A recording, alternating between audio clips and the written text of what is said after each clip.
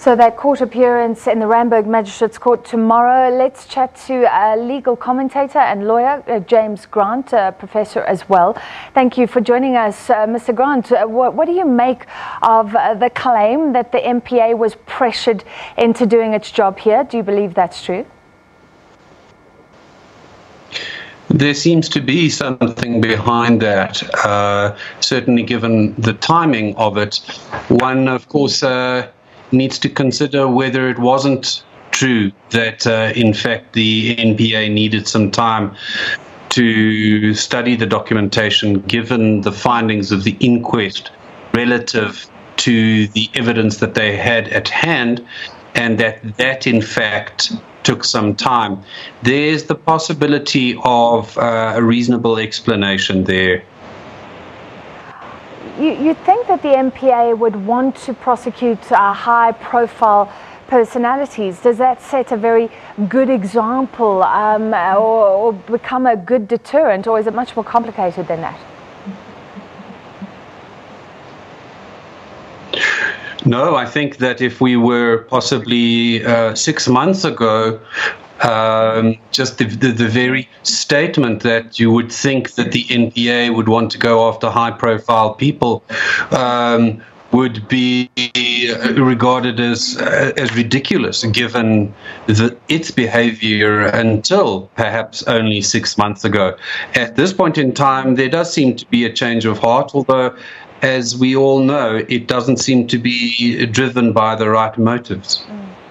He is facing an additional charge as well, so the NPA going above and beyond maybe, or is that a sign of a lack of confidence? So they've added negligent driving when formerly there were 2 charges of culpable homicide. No, I think that follows as a fairly straightforward charge sheet. If you're going to charge someone with culpable homicide, if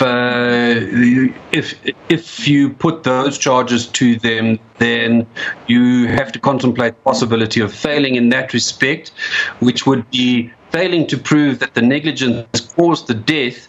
However, you would want to keep it the case that you still could prove along the way that the person drove negligently, and so it's quite a natural alternative to keep in place. He says he was not negligent because he had driven into a puddle and was swerving. An inquest found he was negligent. How difficult is something like this to prove? And then, of course, the even bigger charge of culpable homicide. Well, they're effectively, for the charge of culpable homicide, there are really 2 things at stake.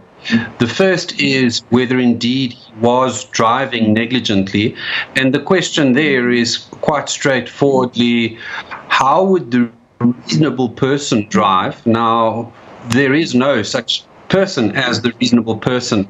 He or she is a hypothetical construct, and the law constructs this individual so that it can give us all a standard to or up to which we must live. We must conduct our lives, and in every single thing that we do, we must behave as the reasonable person. So when we're driving our cars, we must do so as a reasonable person. And when one drives a supercar, one must drive one's supercar as a reasonable person. And so that's the standard that is going to be set for Mr. Zuma, and he will have to establish that he was driving his supercar in the rain as a reasonable person would.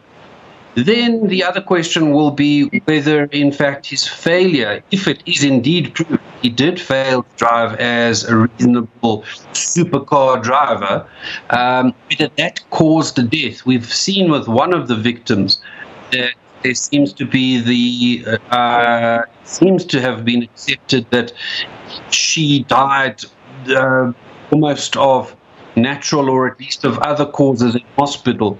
The state will have to prove that it was the negligent driving of Mr. Zuma that caused the death of the victim on the scene, which is not a straightforward thing to have to prove. And will it come into play, that inquest that found that he was driving negligently? Certainly the evidence that was presented there, of course the views of that inquest are only the views of that magistrate. They are not in and of themselves proof. However, of course, the evidence that was presented there can be presented into evidence again here. There's concern about the family, people talking about the fact that the only reparations they received 5,000 Rand from taxi associations, but this is not a civil matter, so there can't be any financial findings for the family. Is there any recourse for them right now? No, there are provisions in our law for the possibility of some sort of fines or compensatory orders where you're dealing with financial crimes or crimes where there has been financial loss. In this case, there wouldn't be. There would only be the basis upon which possibly later a civil claim might be launched against the Mr. Zuma. Finally, Professor, we have to talk about the shackles. So a lot of controversy. He appeared in the Specialized Crimes Court. I can't remember the exact name, but the Hawk said, you know, that was a court decision. How do you think this will be dealt with tomorrow in the Randburg Magistrates Court? My understanding of shackles is that it's ultimately up to the police or correctional supervision in the case of someone who's already been convicted to secure that person, and that they have and enjoy a discretion as to whether or not to shackle somebody. Certainly it's the case when it comes to convicted person as to whether they insist that the person remains in shackles. The tendency of correctional supervision is certainly to insist that the person remains at least in foot shackles. Beyond that, regrettably, I can't say much. Whether whose idea this was, whether it was even a publicity stunt, I would be guessing. All right. Well, a lot of people will be looking at his feet tomorrow. Thank you very much. That was lawyer and Professor James Grant. We take a short break. We'll be back with more.